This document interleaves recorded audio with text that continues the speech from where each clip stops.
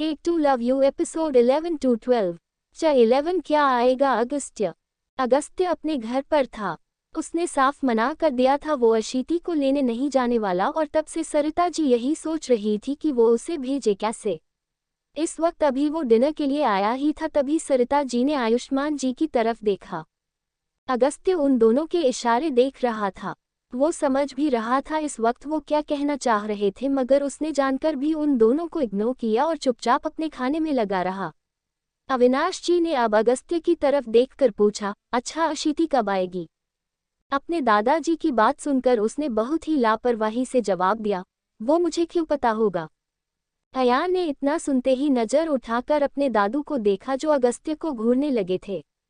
आयुष्मान जी ने अब अपने पिताजी को शांत रहने का इशारा किया और खुद अगस्त्य को समझाते हुए बोले, अगस्त्य बेटा ऐसे नहीं करते, शादी हुई है ना, वो जिम्मेदारी है तुम्हारी और इस तरह से तुम भाग नहीं सकते। बेटा समझने की कोशिश करोगे तभी तो ये रिश्ता आगे चलेगा ना। अगस्त्य अपनी फैमिली की बातें सुनकर चिढ़ गया। उसने गुस्से से कहा, आप सबकी वजह से मैं झेल रहा हूँ उस लड़की को, क्या इतना काफी नहीं है? मैं नहीं जाने वाला उसे लेने। उसका गुस्सा देखकर अब सब शांत हो गए। वो उठकर सीधा अपने कमरे की तरफ बढ़ गया। इधर अशीति ने साफ कह दिया था अगस्त्य नहीं आएगा, जो सुनकर उसके माँ पापा को यकीन हो गया उसके और अगस्त्य के बीच कोई ठीक रिश्ता नहीं। वो अब खाना खाकर छत पर टहल रही थी। आज कुछ दिन बाद अपने घर आकर उसे जो सुकून महसूस हो रहा था वो उसके चेहरे पर साफ नजर आ रहा था। वो टहल रही थी तभी उसकी माँ कविता जी ऊपर आ गई। अपनी माँ को देखते ही उसने मुस्कुराते हुए कहा, आ गई आज आप। कविता जी ने प्यार से उसका हाथ पकड़ा और बोली, मेरी बच्ची हमने जो किया है तेरे अच्छे के लिए किया है। इतना सुनते ही अशीति के फेस पर आई स्माइल गायब हो गई। उसने अपनी माँ की तरफ देखकर सवाल किया, तो बताइए ना क्यों किया है। उसका सवाल सुनते ही कविता जी ने नजरें चुराई जो देखते ही अशीति को समझ आ गया उसकी माँ उसे नहीं बताएंगी। वो उसे कुछ पल तक देखते रहने के बाद बोली, मेरी बात ध्यान से सुन बेटा, हम मानते हैं तू अगस्त्य को अपनी जिंदगी में नहीं चाहती थी। तूने मना कर दिया था पर वो एक अच्छा इंसान है बेटा, समझने की कोशिश करेगी तभी तो रिश्ता निभा पाएगा। पहले जो था उसे भूलकर अब आगे बढ़कर अच्छे से कोशिश कर ताकि सब ठीक हो सके।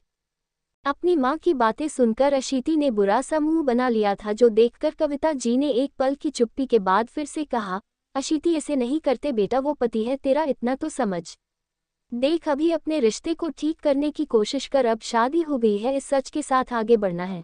तेरे पापा ने बताया मुझे अगस्त्य सिर्फ थोड़ा सख्त मिजाज का है मगर बहुत अच्छा है। उतने भी अच्छे नहीं है वो, अशीति ने मुंह बनाकर कहा।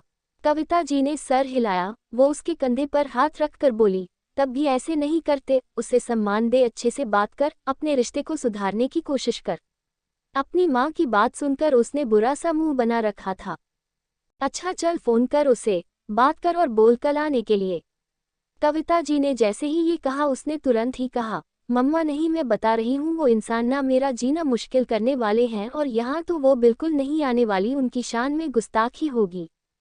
तू चुपचाप कॉल कर, उन्हें बात कर और बोल।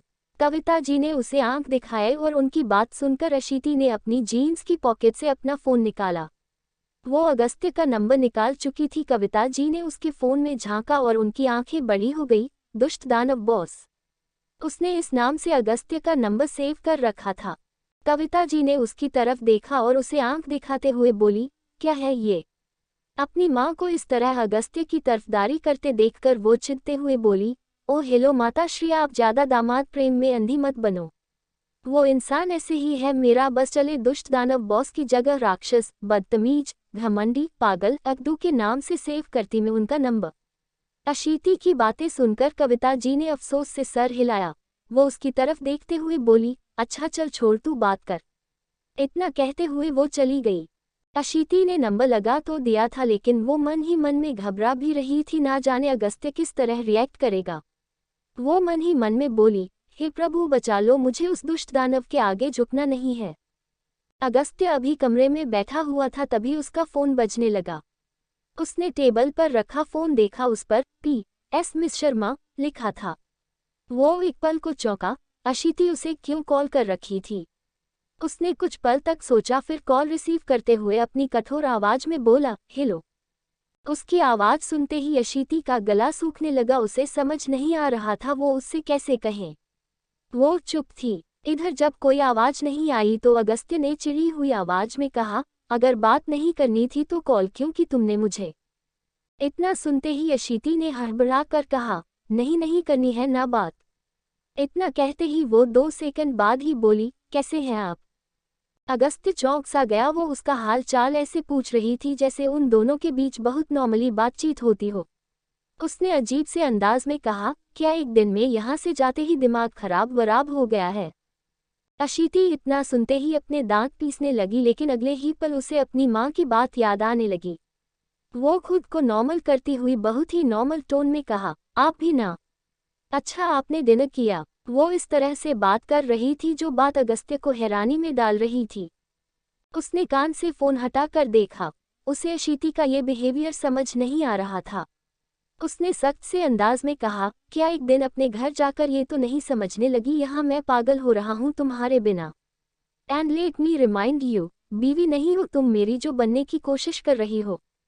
उसके इतना कहते ही एक बार फिर अशीति ने दांत पीस लिए, लेकिन नॉर्मल होकर ही बोली, अरे आप भी ना पत्नी तो मैं हूँ आपकी। आज पूरे दिन हम साथ भी नहीं थे तो मिस तो कर रहे होंगे ना आप मुझे। वाई द वे मैं कल आ रही हूँ तो आप सुबह ऑफिस जाते हुए यहाँ आ जाना। वो लगातार बोलती चली गई और जैसे ही ये बात कही कि वो आ जाए, अगस्त्य को अब समझ आ गया क्यों वो इतनी देर से उससे बात करने की कोशिश कर रही थी उसके रूड बिहेवियर के बाद भी। उसने एक बार फिर रूड टोन में कहा, मैं नहीं आने वाला, तुम्हें लेने आना है तो आओ वरना वहीं रहो। अशीति ने जैसे ही ये सुना उसने अपने हाथों को मुट्ठी कस ली। अब उसे अगस्त्य पर जमकर गुस्सा आने लगा था।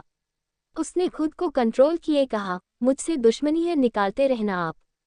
यहाँ मेरी माँ आपका वेट कर रही है और जैसी आपकी हरकतें हैं ना उसके बाद मुझे यही उम्मीद थी, पर मेरी माँ की वजह से मैंने नंबर डायल कर दिया तो उनके विश्वास के लिए हो सके तो आ जाना वरना मेरी तरफ से भाड़ में जाओ आप। अशीति ने इतना कहने के साथ ही अब गुस्से से कॉल कट कर दिया। अगस्त्य ने चिढ़कर अपना फोन देखा। वो शांत पड़ गया। अशीति की बातें दिमाग से आने लगी। उस लड़की की हरकतों पर उसे गुस्सा भी आ रहा था, मगर उसने उसके बारे में ना सोचना ही बेहतर समझा और सर झटकते हुए बैग की तरफ बढ़ गया। सुबह हो चुकी थी। कविता जी तैयारी में लगी थी जो देखकर अशीति ने बुरा सा मुंह बना रखा था। उसे यकीन था अगस्त्य नहीं आएगा और उसकी माँ ऐसे खुश होकर तैयारी कर रही थी जो देखकर उसने मुंह बनाते हुए कहा, मेरे माताश्री और पिताश्री दोनों महान है। बेटी की शादी पहले उस जैसे अब नॉर्मल इंसान से कर दी और अब तैयारी ऐसे नॉर्मल सास ससुर की तरह कर रहे हैं, पर ये लोग ये भूल गए यहाँ इनका दामाद अगस्त्य रायचंद है। कल जब से शाश्वत दीक्षित को अशीति की शादी का पता चला था वो बुरी तरह से बौखलाया हुआ था। मुकेश जी ने ये कर दिया जिस वजह से वो बुरी तरह से गुस्से में था। इस वक्त वो होटल रूम में बैठा हुआ था। नज़र लैपटॉप पर थी जिससे वो स्क्रीन पर अगस्त्य की फोटो देख रहा था। वो इस वक्त उससे जुड़ी कोई न्यूज़ पढ़ रहा था। उसने लैपटॉप में देखते हुए अपने आप में ही कहा, अगस्त्य रायचंद का बाप अनुराग रायचंद था। Oh my God. एकदम ही उसे न जाने क्या याद आया था कि उसके चेहरे पर एक कुटिलता भरी मुस्कुराहट आ गई। अब क्या करेगा शाश्वत दीक्षित। क्या याद आया उसको। ऐसा क्या है अनुराग और अगस्त्य के बारे में। क्या आएगा अगस्त्य अशीति को लेने। जारी circle underscore exclamation 12 Agastya reached Ashiti's house. Agastya जब नीचे आया अयान की नज़र एक पल को उस पर गई। वाइट शर्ट के साथ वो ब्लैक टू पीस में था। बाल हमेशा की तरह सेट और इस वक्त अपने हाथ में घड़ी डालते हुए वो आ रहा था। अयान ने उसे देखते ही अपनी माँ की तरफ देखा। सरिता जी ने उदासी से कंधे उचका दिए। कल रात को वो उससे बात करने उसके कमरे में गई थी, पर तब तक वो सो चुका था, इसलिए अब उनको उम्मीद थी वो अशीति को लेने तो जाने वाला नहीं है। भाई आप। अयान ने कुछ कहना चाहा पर तभी अगस्त्य ने उसकी बात काटी। उसके घर का एड्रेस दो। उसके इतना कहते ही अयान के साथ साथ सरिता जी, आयुष्मान जी और अविनाश जी चौंक गए। सरिता जी ने कन्फर्म करने के लिए पूछा, तुम अशीति को लेने जा रहे हो। उनके इस सवाल पर उसने उनकी तरफ देखकर बिना किसी भाव के ही जवाब दिया, जहां तक मुझे याद है कल तक आप यही चाहती थी चाची। उसने इतना कहते ही सरिता जी के चेहरे पर एक हल्की सी मुस्कान आ गई। वो प्यार से उसके पास आकर बोली, मेरा प्यारा समझदार बच्चा। उनके इतना कहते ही अयान ने मुंह बनाकर कहा, प्यारे तो कहीं से नहीं है वो, अगर भाभी के सामने बोलती ना आप, वो हंस हंसकर यही लोटपोट हो जाती। उसकी बात सुनते ही अगस्त्य ने उसे घूरते हुए कहा, तुम ना उस लड़की के साथ मिलकर उसकी तरह पागल होते जा रहे हो। भाई इतना पागलपन सही है लाइफ में, और वाई द वे वो लड़की, ये लड़की, उस लड़की, इस लड़की क्या लगा रखा है, वाइफ है वो आपकी। अयान ने मुंह बनाए कहा। उसकी बात सुनकर अगस्त्य आंखें छोटी छोटी किए उसे घूरता हुआ सख्त से अंदाज में बोला, अगर तुमने 2 मिनट और बकवास की तो मैं ऑफिस चला जाऊंगा। इतना सुनते ही अयान ने जल्दी से कहा, नहीं नहीं मैं देता हूँ नया ड्रेस। इधर अशीति के घर पर सब अगस्त्य का इंतजार कर रहे थे। वो अपनी माँ को इस तरह से खुश देखकर मन ही मन में परेशान हो रही थी। वो अपने कमरे में आ गई और अपने कपड़े निकालकर फ्रेश होने चली गई। कुछ देर बाद जब वो बाहर आई उसने देखा मयूर उसके कमरे में बैठा हुआ था। मयूर को देखते ही अशीति ने पूछा, ये माताजी की तैयारी खत्म हुई? उसके इतना कहते ही मयूर ने पूछा, तूने जीजू से बात की थी? अशीति का मुंह बन गया। उसने मुंह बनाए कहा, तुझे लगता है वो इंसान बात करने लायक है? मुझे तो नहीं लगता है। मैं उनसे जिस तरह से बात कर सकती थी मैंने की और कहा भी कि आ जाए, पर मुझे लगता नहीं है कि वो आएंगे। ना आए तो बेहतर है, वो अगस्त्य रायचंद है। वो बोल ही रही थी तभी एकदम ही महसूस हुआ बाहर कुछ हलचल सी हो रही थी। बाहर अगस्त्य ने अपनी गाड़ी रोकी थी और जैसे ही वो बाहर निकला मोहल्ले की औरतें झांक झांक कर उसे देखने लगी। अगस्त्य को बहुत अजीब सा लग रहा था। उसने अपनी कार लॉक की और उसके बाद अशीति के घर की तरफ बढ़ने लगा। अशीति और मयूर बाहर निकले। जैसे ही वो अपने घर के दरवाजे पर आए सामने अगस्त्य को देखकर अशीति तो जैसे वही जम गई। वो हैरान सी थी, उसे जैसे यकीन नहीं हो रहा था सामने अगस्त्य रायचंद खड़ा था। मयूर ने उसकी तरफ देखकर मुस्कुराते हुए कहा, वेलकम जीजू। अगस्त्य ने घर की तरफ देखा। अशीति अब भी सामने खड़ी उसे हैरानी से देख रही थी। आसपास लोगों का जमावड़ा लगने लगा था। मयूर ने अशीति को सामने से हटने का इशारा किया और अगस्त्य की तरफ देखता हुआ बोला, चलिए माँ पापा आपका इंतजार कर रहे हैं। मयूर के कहने पर अगस्त्य ने अपने कदम आगे बढ़ा दिए। अशीति अब भी दरवाजे पर खड़ी थी। सामने खड़ी औरतों में से एक औरत बोल पड़ी, हमें तो लगा पता नहीं कैसे लड़के से शादी करवा दी कविता ने अपने बेटी की, पर ये लड़का तो बहुत सुंदर है, अमीर भी लगता है। उनकी बातें सुनते ही अशीति ने मुंह बनाकर उनकी तरफ देखा। अगस्त्य ने वो घर देखा, एक छोटा सा हॉल जहां कुछ कुर्सी टेबल और एक सोफा था। उससे लगकर ही एक ओपन किचन था। लगभग 2 कमरे नीचे और एक कोने में सीढ़ियां थी। ये उसके सामने एक बहुत छोटा सा घर था। उसने मुकेश जी की तरफ देखा जो उसकी तरफ ही आ रहे थे। उसके लिए ये सब एक वियर्ड था। इतने में अशीति अंदर आती हुई बोली, देखिए आप। वो बोल ही रही थी कि उसने सामने जो देखा वो पूरी तरह से खामोश हो गई। अगस्त्य ने झुककर उसके पापा के पैर छुए जो देखते ही अशीति खामोश हो गई। मुकेश जी ने उसके सर पर खुशी से हाथ रखा और इतने में कविता जी उधर आई। कविता जी ने खुश होकर उसकी तरफ देखते हुए कहा, आप आ गए। अगस्त्य ने उनकी तरफ देखा। अशीति की बात उसके जहन में आई कि उसकी माँ उसका इंतजार कर रही है और उसने आगे बढ़कर उनके पैर छुए। अशीति की आंखें हैरानी से फैल गई थी। उसे यकीन नहीं हो रहा था सामने अगस्त्य ही था, वो भी ऐसे। कविता जी ने मुकेश जी की तरफ देखा। उसका व्यवहार उन दोनों को अच्छा लगा।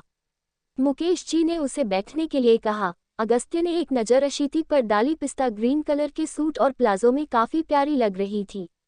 उसने उससे अपनी नज़रें हटाई कि तभी कविता जी नाश्ते की थाली लिए आ गई।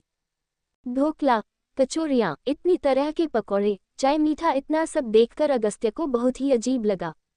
उसे ये सब खाने की आदत नहीं थी। अशीति ने जब ये देखा उसे याद आ गया कि वो अपनी डाइट को लेकर बहुत कॉन्शियस था।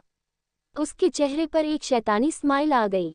वो मन ही मन में बोली, अब देखते हैं दामाद जी का क्या हाल होता है।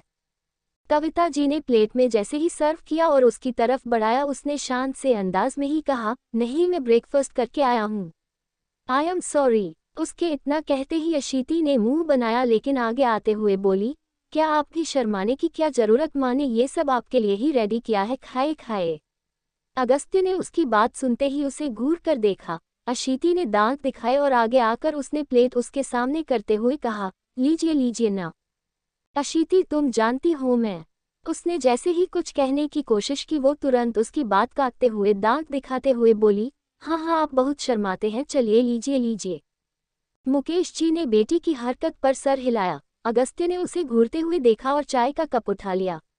अब इसी तरह वो तंग सा हो गया था। अशीति जानकर उसे परेशान कर रही थी। सब लोग मिलने आते तो उसको सामने कर देती। वो कुछ न कुछ जवाब देकर किसी तरह शांत हो जाता। जैसे ही कुछ लोग गए वो उठकर खड़ा हुआ। कविता जी सामने ही थी कि उसने उनकी तरफ देखते ही उसने कहा, मुझे ऑफिस जाना है, आप प्लीज अशीति को बुला दीजिए। हाँ बुलाती हूँ। बेटा मैं माफ़ी चाहती हूँ, मेरी बेटी थोड़ा ज़्यादा ही परेशान कर रही है आपको। वो ऐसी ही है, कुछ सोचती नहीं है, दिल की बहुत अच्छी है। आप उसकी बातों को कभी दिल से मत लगाना। कविता जी की बात सुनकर उसने हल्के से अपनी गर्दन हिला दी। हाँ बुलाती हूँ। बेटा मैं माफ़ी चाहती हूँ, मेरी बेटी थोड़ा ज़्यादा ही परेशान कर रही है आपको। वो ऐसी ही है, कुछ सोचती नहीं है, दिल की बहुत अच्छी है।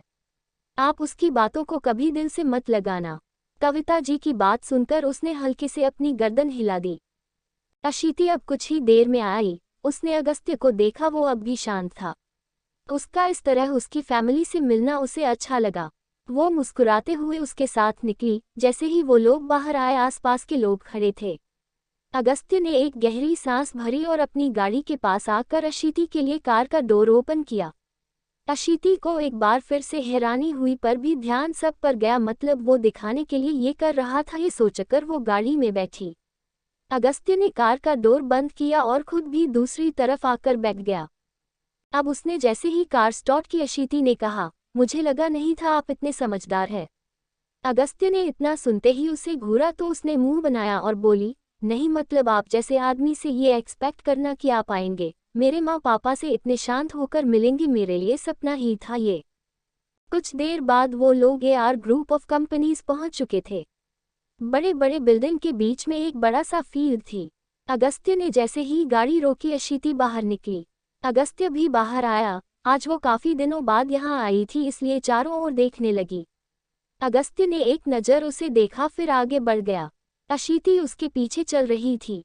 जैसे ही उन दोनों ने मैन बिल्डिंग में एंटर किया, गार्ड तुरंत खड़ा हुआ। अगस्त्य सीधा आगे बढ़ने लगा। अशीति उसके पीछे चल रही थी। जैसे ही उसने अंदर एंटर किया, सब उसे ग्रीट करने लगे। अगस्त्य खामोशी से आगे बढ़ता जा रहा था, पर अशीति को अजीब लग रहा था। काजल ने उसे देखते ही आंख दबाए। अशीति हल्की सी स्माइल के साथ अपने आने का इशारा कर आगे बढ़ने लगी। अपने केबिन में आने से पहले अगस्त्य रुका। उसने पलटकर अशीति की तरफ देखा और बिना किसी भाव के बोला, राघव से अपडेट लो 1 वीक की, उसके बाद अपना काम शुरू करो। यस सर, अशीति ने जवाब दिया। उसके इतना कहते ही ना जाने क्यों अगस्त्य को एक अजीब सा एहसास हुआ। उसने एक नज़र उस पर डाली और आगे बढ़ गया। अब तो हस्बैंड बन गए अब भी सर, काजल ने अशीति को छेड़ते हुए कहा। उसकी बात अगस्त्य के कानों तक भी गई, पर उसने रिएक्ट नहीं किया और सीधा आगे बढ़ गया।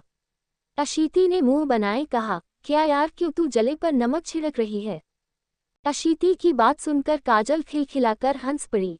अशीति ने मुंह बनाए ही कहा, अच्छा चल मैं ये काम खत्म करती हूँ, वरना खा जाएंगे बॉस मुझे। ब्रेक में मिलती हूँ तुझसे। काजल ने हाँ में गर्दन हिलाई तो अशीति आगे बढ़ गई। मुकेश जी आज छुट्टी पर थे।